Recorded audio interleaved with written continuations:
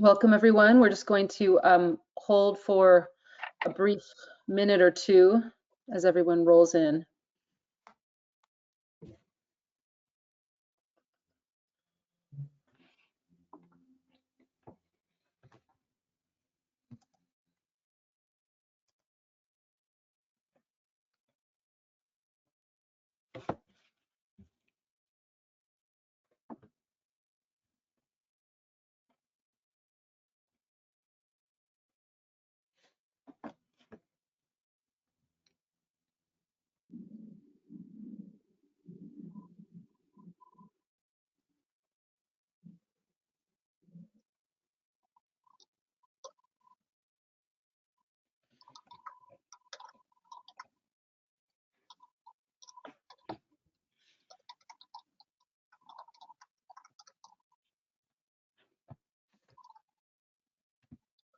Welcome, everyone. We're just waiting another minute or so. Since it's just now the top of the hour, I'll wait for people to come in. It's getting to about 60 attendees. I think when it gets to 100, we'll start.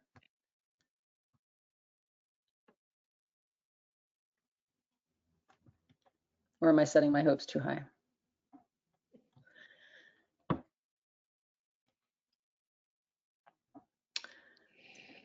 All right, close enough. So I'd like to get this off the ground so that we have plenty of time for Q&A towards the end. We have an exciting run up here today. This is our 12th webinar for NHABON. I think many of you are newcomers or have been coming for a long time. Some of you are newcomers. I was thinking as I was putting this intro slide up that we do something called the NOAA West Watch webinar on the West Coast a lot to brief NOAA on all things oceanographic. And they always do a poll at the beginning, you know, is this your first time? Are you a repeat customer? Maybe we should start doing that because I'd like to get a sense of how many people are new to this webinar. We do give some of the same slides at the top of the hour each time to give you some sense of what NHABON is about. And it's good to know, but we're really excited for the turnout. This one is titled The Role of Satellite Observations in NHABON and Exciting Advances in Space-Based HAB Detection. Next slide, Masha. Thank you. So I'm Clarissa Anderson, and I'm a co-chair of this community of practice along with Dr. Quay Dortch, and we're both here today. We are chairing this. I'm going to do a little bit more of the intro today just to get us familiarized with what's going on with satellites and why we chose this topic. I have a very irritated greyhound outside barking at me, so I may have to deal with that in 1 minute. I'm sorry. But today we have some great speakers, and we're going to delve into this topic of satellites that I think we've done a bit in the past, but never like quite this targeted. So we're going to have Susanne Craig, Andrea VanderWoude, and Raphe Kudela, not in that order. We'll show you the actual order in just a minute. And before we go there, I just want to remind you all what NHABON is about. So next slide, please. So this is our vision and our mission. Pretty simple: sustained national network for regional HAB observing. We're trying to codify this view of a national infrastructure surrounding HAB detection, monitoring, and prediction that isn't just regional, it's not provincial, it's not one-offs, it's really more about how do we come together and do this right, do it in a way where we're sharing information, sharing experiences, and bringing that learning together into this community of practice. And so that's a big push behind this, but then of course there's a component that's financial. We want to have a congressional, we want this to be a reality from Congress's point of view. We want to get this into some of our authorizations and have some of this really stand the test of time and become a sustained program within NOAA and also at the interagency level. Next slide. So you've seen this before. This is this circular feedback loop of what it means to have a true observing network where the OBS, the data integration, the modeling are integrated, they're communicating, and they're driving synthesis and products for decision making that's driven by the societal need. And we've talked a lot about OBS. We talked about in situ OBS. We haven't talked too much about remote sensing as a really important component of observations. And that can be airborne remote sensing, that can be satellite-based remote sensing. So we're going to talk about that more today with 3 people who know quite a lot about it. And so we're excited to get into that. Next slide. Here are our speakers, and I'm going to introduce each of them real fast before we move on to Suzanne's first talk. So Susanne is a senior scientist at NASA Goddard Space Flight Center's Ocean Ecology Laboratory. I'm excited to introduce her. She's been a good friend for a very long time. She is importantly now the science lead for PACE. You're going to hear a lot about PACE, the new science mission, new operational mission now at NOAA, which is and she's part of the system vicarious calibration team. Her interests range in phytoplankton ecology, development of autonomous measurement platforms, as well as dogs and lifting very heavy things for fun. We're going to have to ask her more about that at the end. Dr. Raphe Kudela is a distinguished professor in the Ocean Sciences Department at UC Santa Cruz, very important mentor to me. He's a member of, has been a member of NHC, NHABON, Global HAB, Trends PO. I think you forgot the Goose BioEco panel and everything else that goes along with that, and many more things. GeoHab before Global HAB. Raphe is many things. His bio is short, but his legacy is long. And Dr. Andrea VanderWoude is a remote sensing research scientist under the Observing Systems and Advanced Technology Group at NOAA's Great Lakes Environmental Research Laboratory. I usually never have to say GLURL out loud. That's really hard. And acts as the NOAA Coast Watch manager for the Great Lakes. So there at GLURL, she's managed the hyperspectral imaging program in support of the EPA Great Lakes Restoration Initiative interagency funding for the past 8 years to monitor cyanoHABs throughout the Great Lakes. And her origin, her field, she's biological and a satellite oceanographer for the PhD from UC Santa Cruz, that was with Raphe, and is also a geologist with a bachelor's from Michigan Technological University. So we're gonna move on to the talks. I'm really excited that we have this lineup, and as before, just a reminder, you can always put your questions into the Q&A and chat panels. We'll revisit the questions at the end. We're just gonna try to go seamlessly across the 3 talks, let everyone get their information out to the community, and then we'll hopefully have somewhere along the lines of 10 minutes for discussion towards the end, and we may go over the hour a little bit, but we really will try not to. And we'll loop back to a little bit of announcements and housekeeping at the very end. Okay, so Susanne, please take it away. I think you'll be able to share your screen now. Okay, thank you, Clarissa, and thank you for the invite to speak here today. HABs are a topic near and dear to my heart, and I'm really glad to be kind of looping back into the HAB world again. So next slide, please. Oh, yeah, and then another click. We got lots of clicks. NASA has lots of clicks and lots of animations. There we go. Okay, so I'm going to talk to you today about the PACE mission. The PACE mission is our newest Earth observation mission. And if you could just click that slide there, Masha, I want to show you what it looked like when we launched in her into space. 6, 5. This is 4, Kennedy Space Center, 2, February 8th of this year. Many of us attended, engineers, scientists, and this is the PACE satellite taking off on top of a SpaceX Falcon 9 rocket. I know we use this word awesome a lot, but it really was pretty awesome. We heard the sonic booms, we felt the rumbles.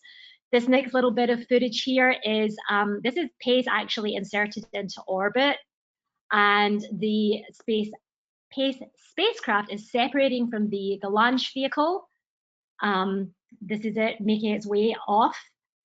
You'll see in the kind of 2 o'clock position, there's 3 horizontal lines. Those are the solar arrays that unfurled themselves beautifully like a beautiful butterfly once she had inserted herself into a stable orbit. And we all sat with bated breath waiting for this.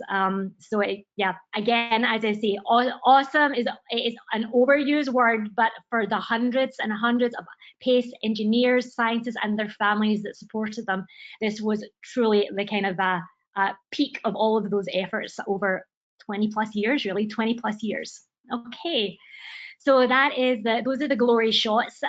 Next slide, please, and thank you. Okay, so what is PACE going to do? PACE is going to do many things. It's a multi-discipline mission, but from our perspective as phytoplankton ecologists and HAB aficionados, PACE aims to see the microscopic from space. Next slide, please. I'm sorry, there's a little lag in my end, so I'm sorry if there's a gap. Okay, and then one more click, Masha, and this will start the animation. Thank you. Okay, so just a little bit about PACE, oh, back one, please. And then a click to start the animation. Oh no. If you hover over the thing, there you go, you'll get the play bar. There you go.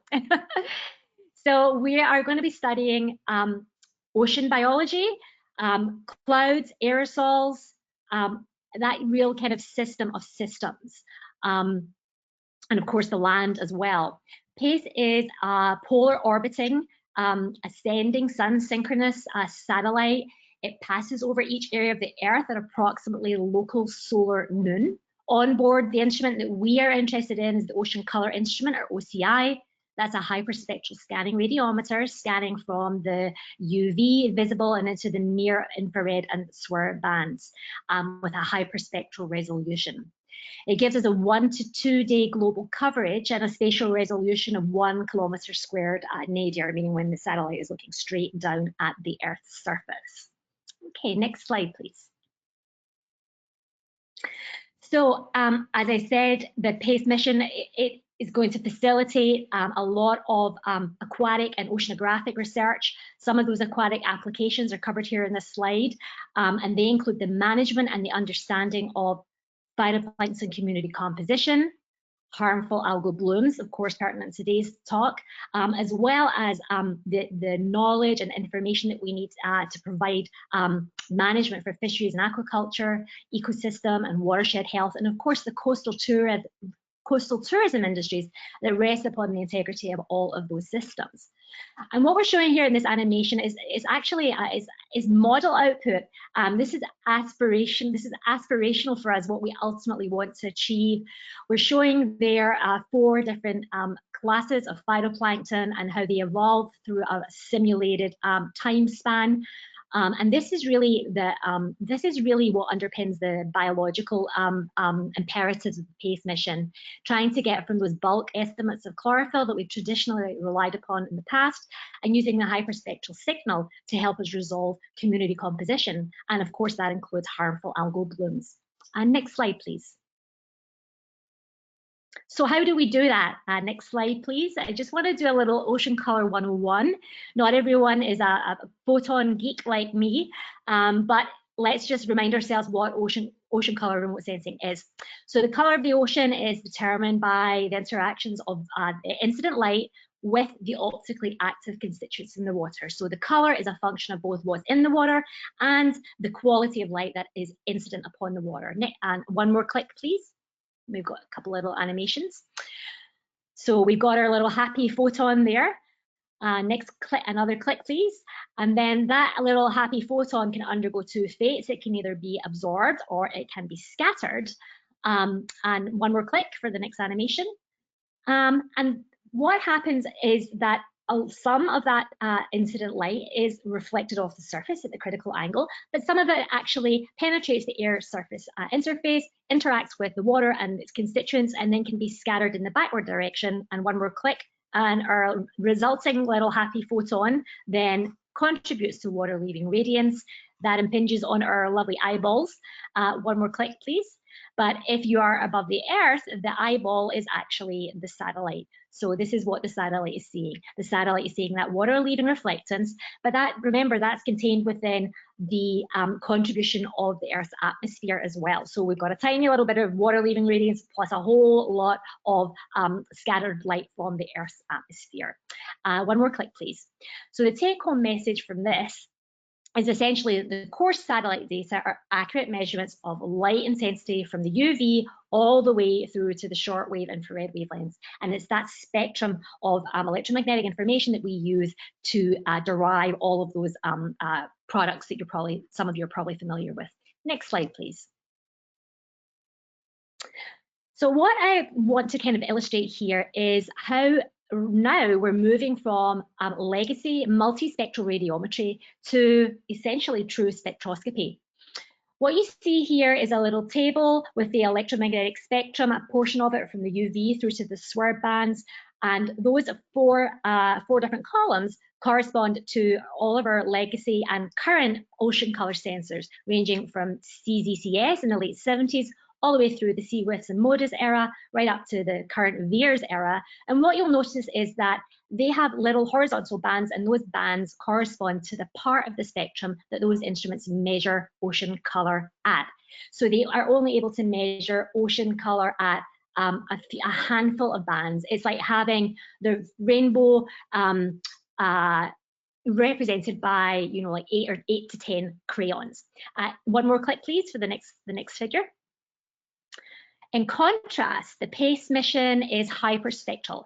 And what that means is that it makes continuous measurements of that electromagnetic spectrum, that reflected light. So instead of having 8 to 10 crayons, we have hundreds and hundreds of different crayons with all of the subtle nuances of color in there. So a couple more clicks. Why do we want to have this hyperspectral information? Yeah, so I want to show a couple of examples as to why it's important that we have more spectrally resolved information. One more click, please, Masha. Thank you. We're big on animations in our visualization studio. There we go. So if we take a couple of examples, so two different families or classes of diatoms, one which is essentially turtle food, one which is essentially fish food. If you are a VIIRS satellite, that's kind of hard to say, you would have an absorption spectrum at those discrete bands, and you wouldn't really see much difference between the red dots and the black dots. You'd see a bit of a difference in terms of the amplitude there out at 550. However, if you're a PACE satellite and you've got those hundreds and hundreds of crayons to represent the water-leaving radiance, we now begin to see how we can home in on the spectral differences, the optical fingerprints, if you like, with that hyperspectral resolution. So that is why we aim to have this hyperspectral mission. Okay, next slide, please.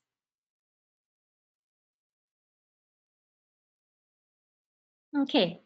So that's PACE. I just wanted to give you a kind of a 10,000-foot view. What I would also like to draw your attention to is an upcoming mission. This is called GLIMR. GLIMR is what we call an Earth Venture Instrument mission. It's likely to be launched sometime in the 2025 to 2026 period of time. In contrast to PACE, GLIMR is a geostationary satellite, meaning it does not rotate around the Earth, but rather its orbital mechanics are set up in such a way that it images the same point of the Earth. So it turns with the Earth and constantly images the same regions, fields of regard. And for GLIMR, the fields of regard are essentially the continental US, focusing on the west and the east coast, and of course the Gulf of Mexico, which is a big hotspot, as we know, for harmful algal blooms. We'll also have some capability to look at the Great Lakes region, as well as some other regions along. You can see there in the little schematic. Okay, so GLIMR is again going to be another kind of tool in our arsenal going forward. It has not yet launched, but we should be aware of that as a community. Next slide, please.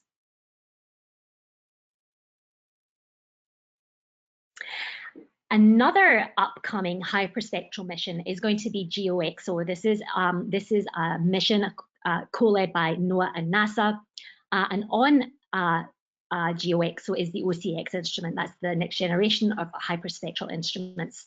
Again, GeoXO is going to be a geostationary satellite. Again, it will look at the west and east coast of continental US, as well as the Gulf of Mexico.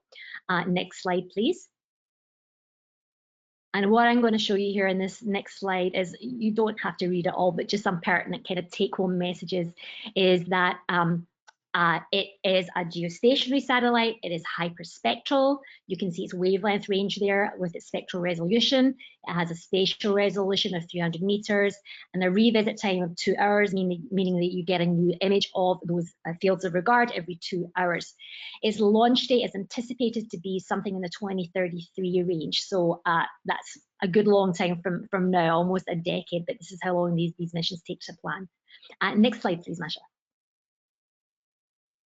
Okay, so apologies to all of the techies in the audience, but I just wanted to reinforce this idea of engineering trade space. And that concept is essentially, you can't have all the things all the time.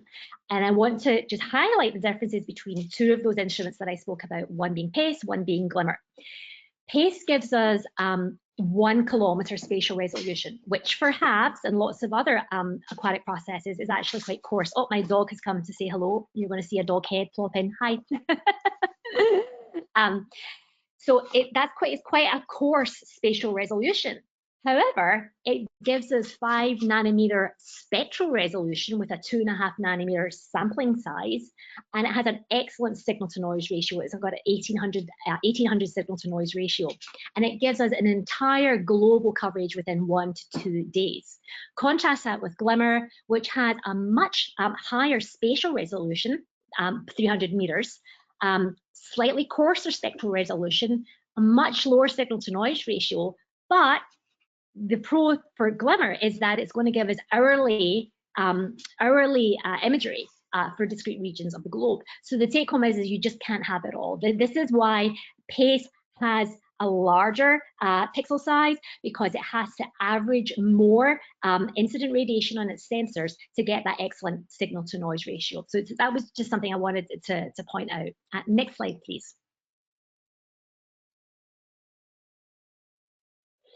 And here are some images from the first few days of when we actually switched PACE on. We had a 3 to 4 week period of commissioning where we checked out the instrument health, spacecraft health, and then we turned on the sensors.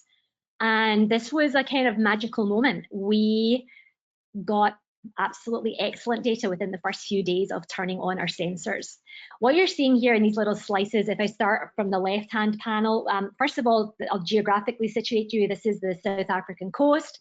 That bluey green slice that you're seeing, that's a true color image. And you can see some beautiful structure there in the water. To the right-hand side, that little blue RGB colored imagery, that is the chlorophyll algorithm applied to that first light imagery. So we're seeing the chlorophyll concentrations. And the thing that I really want to home in now is this middle slice of imagery, those greens and pinks. This is actually an algorithm called the MOANA algorithm, currently being tested out on our systems as we speak, and soon to be made very available to the public, that is able to resolve the abundance of pico, eukaryotes, and synechococcus.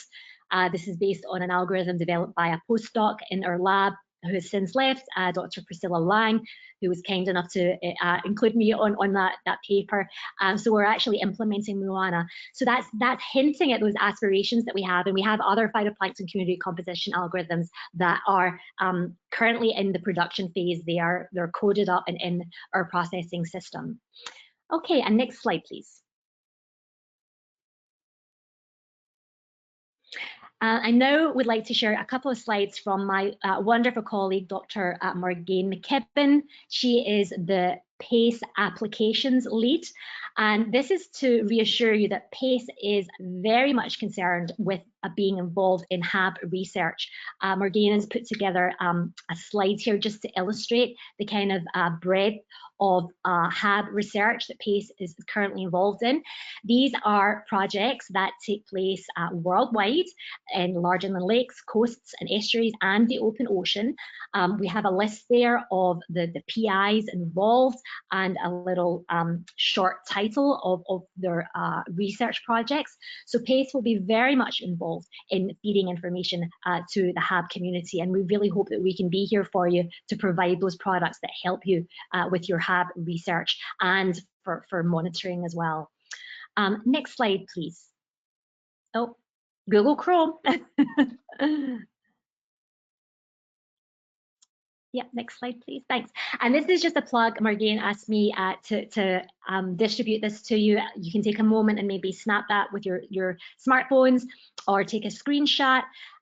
Just to draw your attention to it, that if you are going to the AGU meeting in fall of December 24 here in Washington, DC, US, you can go along to the workshop, the PACE applications and workshop, and that is with all of our early adopters, our PACE science satellite science and applications team, along with all of those early adopters and community of practice people. A lot of those folks will all be represented at that workshop.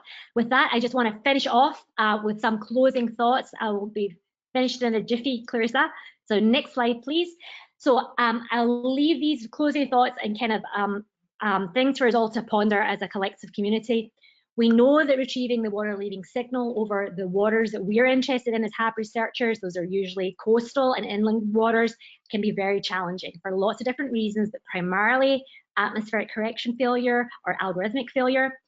We really need to establish and develop new approaches to overcome these challenges. We want to fully exploit the information contained in those hyperspectral signals. That is more than likely going to involve some degree of machine learning and more sophisticated training data to train those algorithms. So instead of being purely pigment-based, we want to move to things like using imaging flow cytobot, taxonomic information, omics, plus other environmental data. And not to state the obvious, satellites can't see through clouds. So in order to have a truly Earth system approach to observing and understanding HABs, we need to more fully utilize these autonomous technologies such as UAVs, gliders, moorings, and profiling floats. And with that, I will stop and pass you over to our next speaker. Thank you for your time. Thank you, Susanne. That was really great. As I said before, we're going to hold questions. Let's move over to Rafe's talk now. I see a few coming in. They're all excellent questions. We will return to those, I promise you. All right, so Raphe, whenever you're ready, take it away. Thank you. All right, thanks, Clarissa. So yeah, so I'm going to talk a little bit about some of the things Susanne mentioned, and you're probably all familiar with the technology readiness level idea that both NASA and NOAA use. And I'm going to start at the top with operational systems and then work our way down to some exciting things that we could do in the future with remote sensing. So next slide, Masha. And so one operational system that you're probably quite familiar with is the SCIAN network. And so this takes advantage of satellite data and the fact that if you have the right bands, you can pick out the phycocyanin absorption feature. And that lets you pick out blue-green algae or cyanobacteria in water bodies. And so here is just an example. This is San Francisco Bay from last week or a few days ago. And you can see everywhere there's black, the satellite can see that, and the black just simply means that there were no cyanobacteria at the moment. If you kind of squint, you can see there's a little bit of color in there. But to the right, I showed from the same 10-day window, that's Clear Lake in Northern California. And Clear Lake almost always has blue-green algae blooms. And so you can see this sort of resolution you get from the SCIAN products. And so this is truly operational. It's producing these images nationally. It runs 24/7. Here in California, the California Water Boards and San Francisco Estuary Institute have built their own portal on top of SCIAN to provide information in real time to users that are interested in that. And if you see that little yellow box kind of over to the right in the left-hand image, that is gray because the satellite can't see it, that it doesn't have the spatial resolution to see what's there. And so the next slide, we're going to zoom in on that. And that's where that little box is looking at. And so this is a place called Discovery Bay, California. And as you can kind of tell, it's man-made. It's a series of channels of water with very beautiful houses. Everybody has their own dock, their own access to the waterways. But you can't see it with this standard product because they're using a satellite called Sentinel-3 that has ULCI, has 300-meter resolution, and Discovery Bay is just too small. You can't distinguish the features even though you could see it in something like Google Earth. And so next slide, please.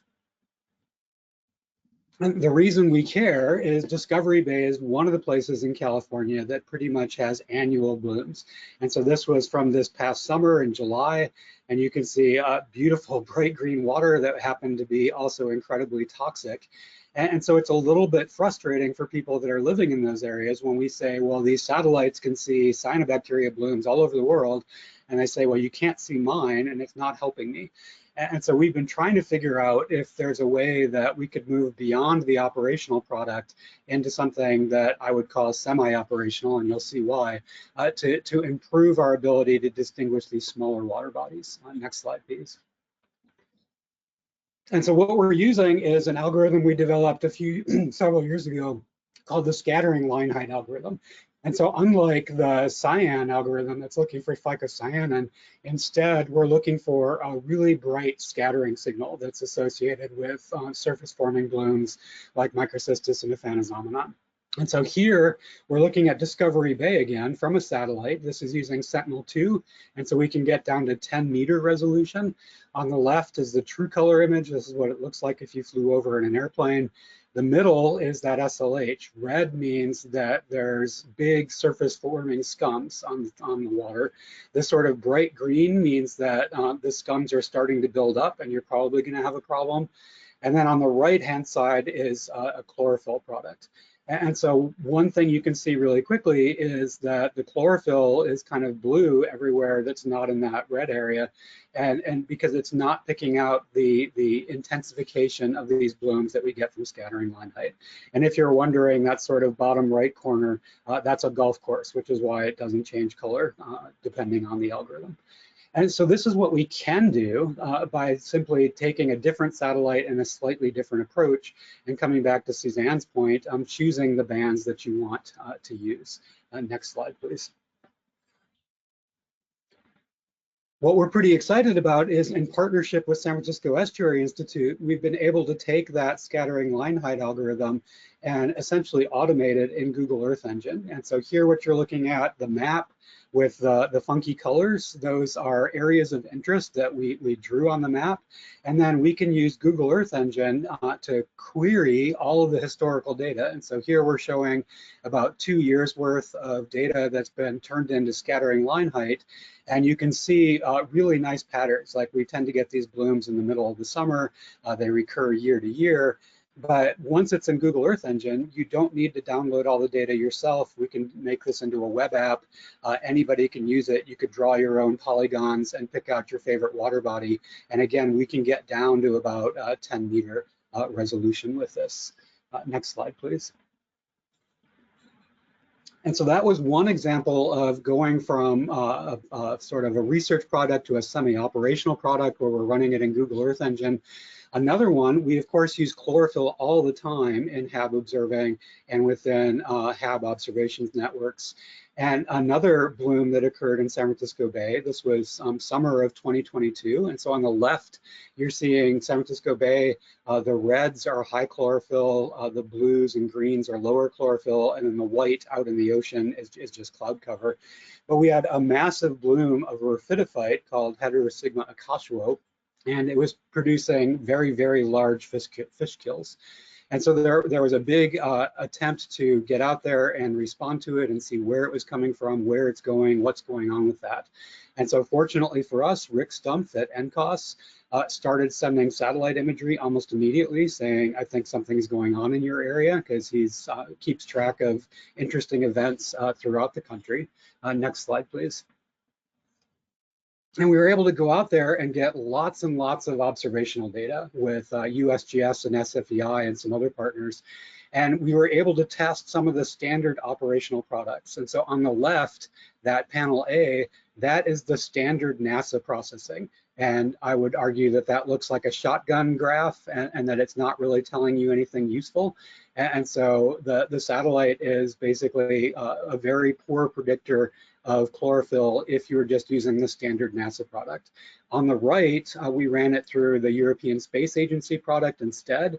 It's a little bit better, but I'll just point out that it flatlines. And so the satellite basically tells you that you don't have chlorophyll higher than about 20 micrograms per liter.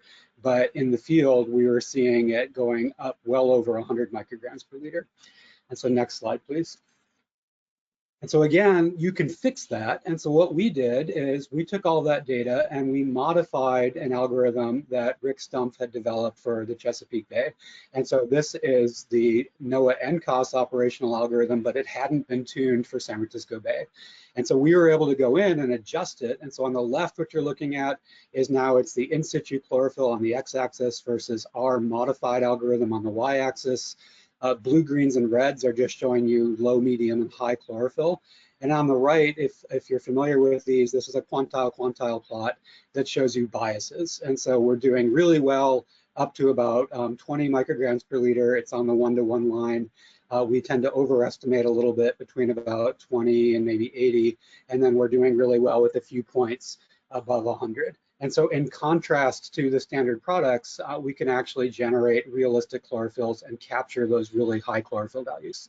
Next slide, please.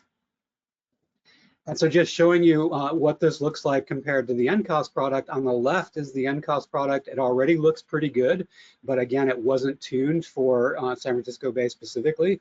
The middle was our new product, or is our new product. You can see that it's picking out the bloom initiation site really nicely. And on the right, we just subtracted one from the other. And so we're seeing more intense hotspots and a little bit less chlorophyll in the north part of San Francisco Bay and Susanne than the NCOS product was showing. And so this is an example where you can take an operational product and make it better for your region if you understand your region, if you know what you were expecting to see. Next slide, please. And so getting a little bit into the excitement of what's going on in the future, looking at PACE and GLIMR, which Susanne mentioned, and also GeoXO, which hopefully is coming down the road. There's a lot of skeptics out there that say, you know, hyperspectral is not going to solve all of our problems. And so a question that often comes up is hyperspectral just hype, or is it going to be a game changer? Next slide, please.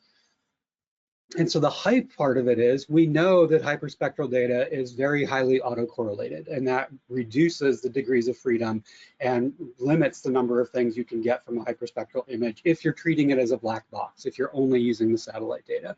We also know, as Susanne mentioned, we can only identify globally about 13 pigments, and from that you can get 5 groups of phytoplankton. And so we are not going to be producing maps of species. It's basically impossible.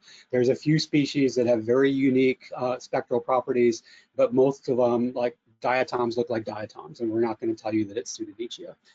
Next slide, please. However, as Susanne mentioned, you have all those bands that you can use. And we've been thinking for a long time about what to do with that. And so this was an analysis that was done with a sensor that was on the International Space Station many years ago. And John Ryan developed this algorithm called the Adaptive Reflectance Peak Height algorithm, or ARF. And what you can do with that is you can basically pick and choose what you're interested in. And so those panels are all looking at the same image, but they're choosing which bands they want to use. And so across the bottom, we can simulate historical sensors. And so on the far left bottom is MODIS. Next to that is MERIS. Next to that one is something called the Maximum Chlorophyll Index. And then on the far bottom right is John's ARF that sort of combines all of them and shows you the incredible data richness that's there. And you can start to do really interesting things with that. And so in the next slide, I'll give you an example of what you can do if you're choosing your bands. And so this is a product that Maddie Karu and Clarissa Anderson and others at Scripps published fairly recently. They were looking at these massive Lingulidinium polyhedra blooms that were occurring in the Southern California Bight, and so the Los Angeles, San Diego area. And here what you're looking at is these hyperspectral sensors also have UV bands. And Maddie proposed almost 20 years ago that if you had UV bands, you could pick out dinoflagellate blooms, because most dinoflagellate blooms are producing these compounds called microsporine-like amino acids that are very strong absorbers in the UV. And so here what you're looking at, everywhere you see those sort of red colors, that's where the dinoflagellate bloom is. And you're seeing the chemical signal of these compounds that are being released into the water. And so now we actually have the ability to do this. We've been thinking about it for 20 years, but with PACE, we'll be able to do this on a routine basis to look at these dinoflagellate blooms throughout the world because we have access to those UV bands. Next slide, please. And so getting a little bit into the hand wavy now, again, we've been thinking about what you could do. This was airborne imagery that was collected in Monterey Bay. And so we're looking at Monterey Bay and various versions of chlorophyll. On the left, all of these were collected on the same day. And so that top slice is Maris.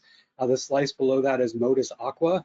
And on the right is the airborne data. And I want to start just first pointing out that the Maris and Modus data don't look the same. And so even with ocean color, depending on which sensor you were using, you get very different products. And that's one of the issues we've had in the past. The right side is hyperspectral data flown in an airplane to simulate something like PACE or GeoXO. We were able to apply one of those phytoplankton functional group algorithms, phytotax developed by Sherry Palacios. And so that top slice, we see a patch of diatoms surrounded by a red tide, that middle slice. And then if we combine them together, we get the total chlorophyll in that bottom slice. And where that box is, that's a patch of primarily dinoflagellates that we are able to fly over repeatedly so that we could simulate a geostationary sensor. And we very clearly see the dinoflagellates vertically migrating, coming to the surface during the day. So at 9 a.m., they weren't really at the surface. By the time we get to a little bit afternoon, they're very much at the surface. And so those are some of the things that we can do going forward. And even if you can only get something like diatoms and dinoflagellates, if you understand your system, that's enough. And so in this particular case, those diatoms happen to be Pseudonychia, and they were producing domoic acid, but they were in the middle of this big red tide patch. Next slide, please. And so getting even more hand wavy, some former NASA summer students took that data and really pushed the limits of what we could do. And so what they did is they said, well, we can actually slice vertically through the water, if you want to think of it that way. And so they took that airborne data and then they said, well, what would the spectra look like at the surface? What would it look like if you added about 7 meters of water onto that signal and the water acts basically as a filter? And then what would it look like if you combine them together? And so if you look at the little spectra in the upper right corner, as you go from the surface down, the peaks shift around. And if you have hyperspectral data, you can watch those peaks shift around. And so that far right panel is showing you the red color is dinoflagellates right at the surface, and the green color, which might be a little bit hard to see, is more dinoflagellates, but they're down at about 7.5 meters. And if we go one more click forward, we were able to combine that, click again, sorry.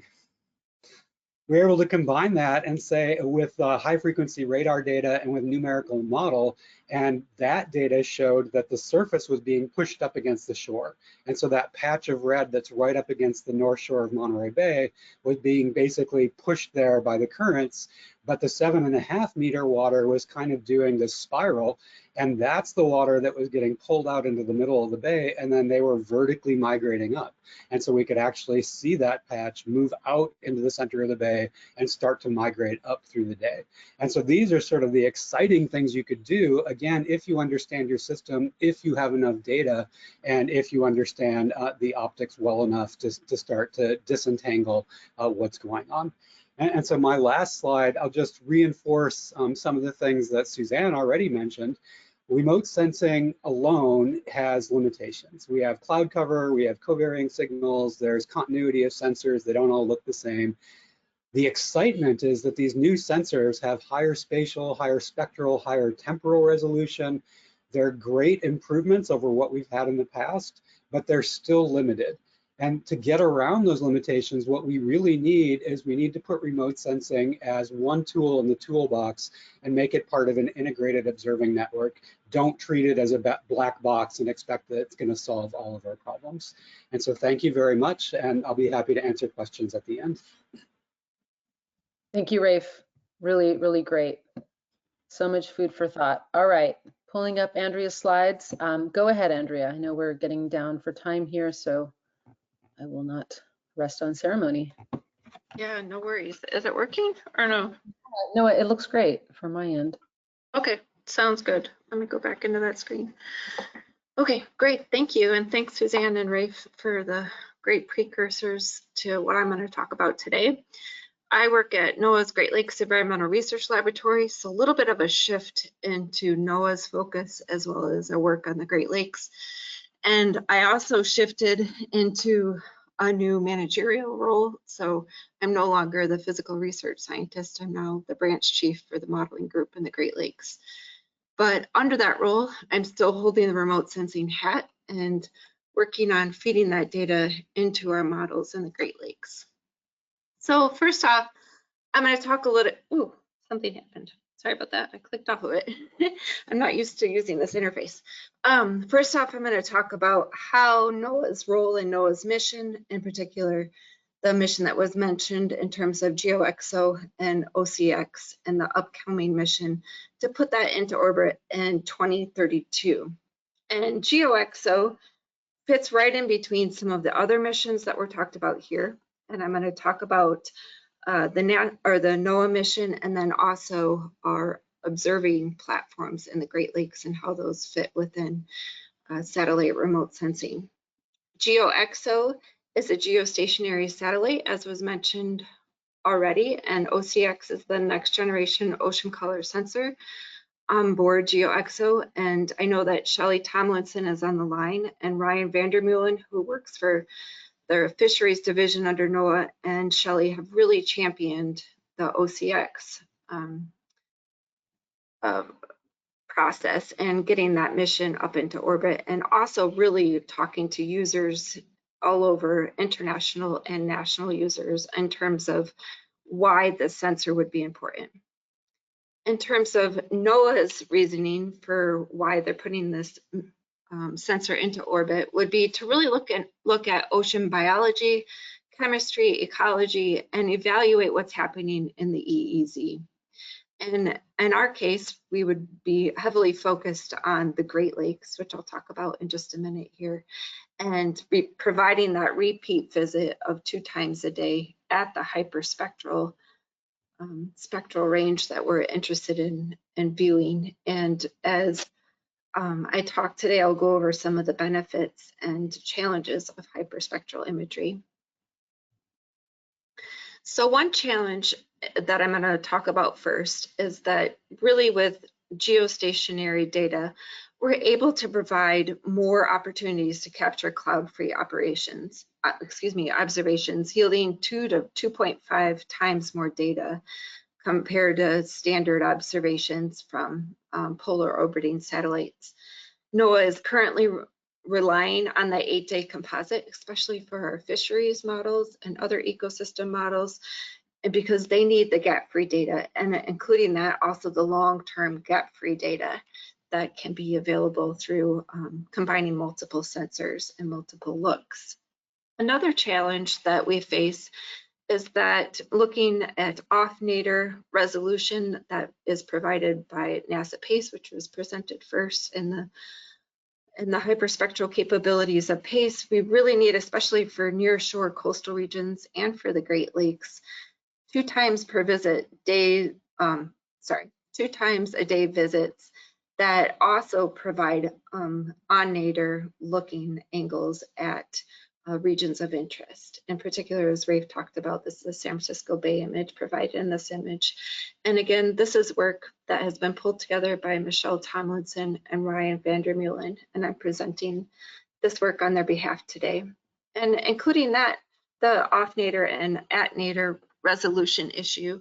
So GeoXO will have a 300-meter pixel resolution when it's put into orbit. The improvements that we can look at in terms of not only NOAA's mission, and under NOAA's mission, we're really looking at how we're feeding information to regional stakeholders. So we're directly looking at how better phytoplankton species and community separation could then better inform users in the Great Lakes. That's in terms of drinking water intake managers, where we draw our water directly from the Great Lakes. And in the coastal regions, it can be in terms of setting warnings for harmful algal bloom events and having better accuracy in those warnings. We can also have a better estimate of biomass, and given Rafe's example of having multiple looks from the airborne imagery, really able to look at how that biomass is transported and where it's evolving throughout the day and through that the bloom transition that happens, especially on Lake Erie on a daily basis, where it can migrate throughout the water column. We have the ability to monitor bloom patchiness and movement throughout the day, I just mentioned that, and better bloom detection around sun glint, especially if you have those multiple scenes a day. Again, I'm focusing on HABs as the intent of this talk today under NHABON, but there are also many other applications of geostationary satellites, and in particular, hyperspectral satellites. In the Great Lakes, we're going on almost 10 years of hyperspectral observations. This year is the 9th year that we're wrapping up. In the Great Lakes, this is focused on funding that we received from the EPA through the Great Lakes Restoration Initiative, but the funding we also receive is under the Great Lakes Observing System, which is connected to NHABON. They support multiple pieces of these efforts in terms of environmental sampling processors and our autonomous vehicle operations and the engineers that operate those throughout the day and night. My part has been this left-hand portion of the airborne hyperspectral imagery, and Shelley Tomlinson has been working on with Rick Stumpf on providing satellite imagery on harmful algal blooms, and then newly within the laboratory, which we just started over the past couple years, but we're able to get the first uncrewed hyperspectral flights over the Great Lakes, which I'm really excited about that, and especially with new developments of fixed wing aircrafts, which will be in-house hopefully this fall.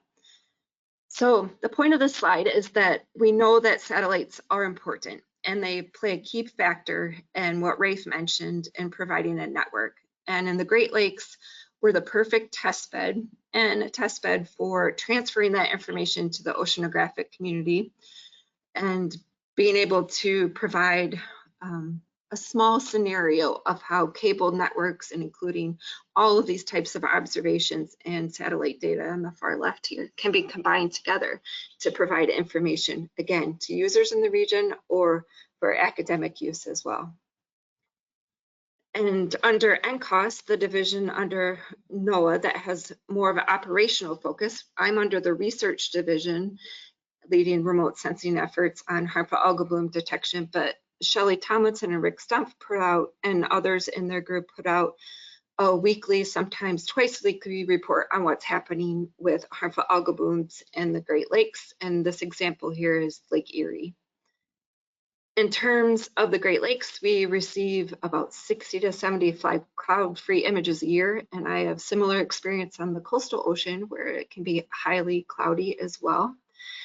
And we've been flying beneath the clouds, taking into consideration of diffuse attenuation issues of flying beneath clouds, but being able to at least provide information to drinking water managers on the likelihood of a harmful algal bloom in their drinking water location where the intake is. And this is a trajectory of the flight path from one of our flights. So we conduct about 30 to 40 different flights a year. Those have been cut down a little bit with the operations from the drones and uncrewed aircrafts that we have in-house. And we have Resonon hyperspectral cameras. We just purchased our, I think, 5th one now. So we have quite the set of hyperspectral cameras from Resonon, and really trying to stay up to date and modernized with modernized technology.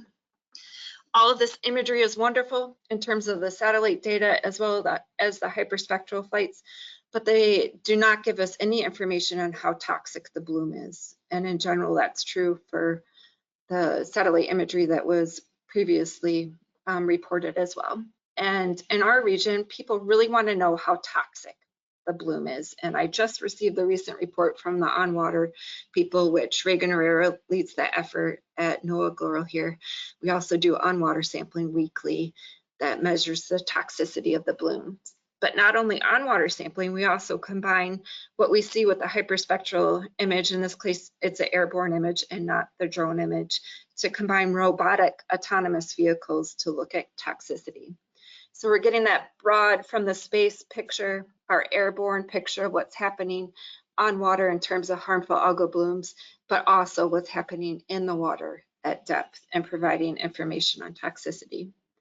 Again, this is led by Reagan Herrera, and then also in partnership with the Monterey Bay Aquarium Research Institute and NCOS, and it's under the PCM HAB project, but also partially funded under NHABON. Many years ago, Monterey Bay Aquarium, I think it started actually when I was in grad school with Raphe, developed an environmental sampling processor that they placed on a buoy in the middle of Monterey Bay. That transition to being able to detect toxins and different types of toxins. And in the Great Lakes, we've partnered with them on putting that in an AUV and then also in a bottom lander that measures toxicity and sends the information back to the laboratory. And there's a set number of samples in there in order to measure toxicity. And that's on the bottom right there. Under PCM HAB, not only have we used what they term the 3G ASP when they put it in the autonomous underwater vehicle, and the bottom lander is in the back here. This is in the high bay here at GLIMR, where I'm sitting right now. And but they've also pushed that to really detecting what's happening near shore. And Lake Erie is very shallow, and the funding supports recreational users and people that are still going in the water when it's bright green, and it's still highly affecting pets that are in terms of cyanobacteria blooms and harmful algal blooms, which is highly prevalent even into October, sometimes November in the Great Lakes. In addition to that, they've partnered with MBARI on putting that in an autonomous surface vessel, and that partnership is ongoing, and in coordination with also looking at what the uncrewed aircraft is seeing and telling the autonomous vessel where to sample next for toxicity. Pulling this network of information all together, including the satellite information, I'm showing here what we have classically called the mow the lawn feature to capture what a satellite image would see, at least in a region, if we were based up in space and able to compare to what the Western Basin is seeing from an airplane. This is a combination of looking at what a three-dimensional perspective of toxin measured at subsurface from the autonomous underwater vehicle compared to what's being measured from the air from the airplane, and comparing directly those results in order to be able to tell drinking water managers, not only do we provide you surface information, but also a direct picture and image of what's happening at depth where their water intakes are located. All of this information combined together, what can be done into the future? Again, we're coordinating all of these emerging technologies in the Great Lakes and providing the perfect test bed for oceanographic instrumentation with synoptic satellite imagery, including the airborne and uncrewed aircraft systems, and up and coming, probably testing next year, hopefully, the fixed wing aircraft that has vertical takeoff and landing and will have 3-hour flight duration. But in addition to that, a cheap, easy way to monitor HABs, especially in the near shore and the Great Lakes, are single point hyperspectral sensors that could be used in addition to the satellite imagery and our other observations. And that really would be combined with our environmental sampling processor and sensors that they're looking at in order to determine phytoplankton types and abundance, which is an issue in the Great Lakes because of clogging issues for microcystis. But combining all of those types of instrumentation into a machine learning protocol to be able to better predict and forecast when HABs occur in the Great Lakes, and that would feed into our already operational HAB forecast, which was developed partly with my group that I'm leading now.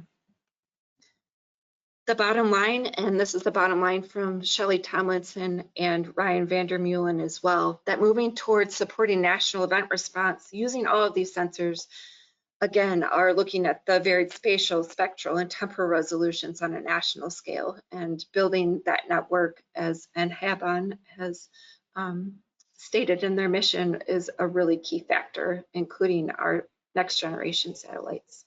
Thank you. I probably have gone over. Sorry, Clisser, I couldn't see you when I was talking. That's okay. That's okay. We're doing fine. We are coming up against the hour. We do usually schedule this for a bit over the hour to the half-hour mark, but I notice people are leaving, so I'd like to get Q&A going as fast as we can. Actually, most of the questions came in during Suzanne's talk, but any of you can address them, and I know, Raphe, you have an answer for at least one of them, but Kelly Broom did ask, how can we differentiate the sort of water column surface planktonic blooms from benthic blooms? Yeah, so that's a good question. If you can see the bottom, you can use the same sorts of algorithms. If you can't see the bottom, then it doesn't work. You're not going to get to species, but absolutely, there's some really nice benthic algorithms for getting different groups of algae. Thanks. Did you want to add anything, Suzanne or Andrea? No. Okay, good. So on the GLIMR topic, Suzanne, I know you were showing the different regions that it can point at. West Coast was obviously one of them. So Kim Reese wanted to make sure that we can look at the Great Lakes and East Coast. I know we can. I'll let you answer that in detail. Yeah, so I should point out that I am by no means the PI for the GLIMR mission. That's Joe Salisbury, and Antonio Menino is kind of one of the collaborators on there. So yes, that is going to be one of the fields of regard is the Great Lakes. Bear in mind that it does have a spatial resolution of 300 meters, so it's it's not Landsat-esque in its spatial resolution, but it is geostationary. So you would get 300-meter pixels if your lake is large enough for that, and of course the Great Lakes are at an early kind of temporal resolution. Yeah. And really, that was those were the only meaty science questions. The rest were really about how willing are you to share slides? This can be a sensitive topic. We do not automatically share slides post-webinar, but we do post the webinars. So if any of you out there want to share these webinars, we have a website on NHABON. We can share that now in the chat. Make sure you have it. I think that's probably more preferred than sharing slides, but you're always welcome to contact our speakers personally if you need any content that you think would be helpful, maybe for education purposes. So that's where I'll leave that. If you all want to say anything else, that's fine. All right, looks like Mark just dropped that in there. Thank you, Mark. Did I hear a voice? Yeah, that was me. I'm happy to share slides. Thanks. So for now, Morgan has said something. She says it's an excellent webinar. Thank you, Morgan. Yes, we all miss you here on the West Coast, but we know you're going to do great work over there at NASA. All right, so I think that's a wrap. We've got a couple of slides maybe to finish up with, just some housekeeping. Next webinar, please be there. We're going to do a little dive into a regional event, something big that has happened on the West Coast this last year, and get a few great speakers on that panel to tell us about it. So please don't miss that, January 15th. Is that it, Masha? Thank you. Thanks everyone for attending. Thanks for a great panel. Those were fantastic talks. And I know I feel like everybody else when I say that I learned a lot today. So thanks. Virtual class.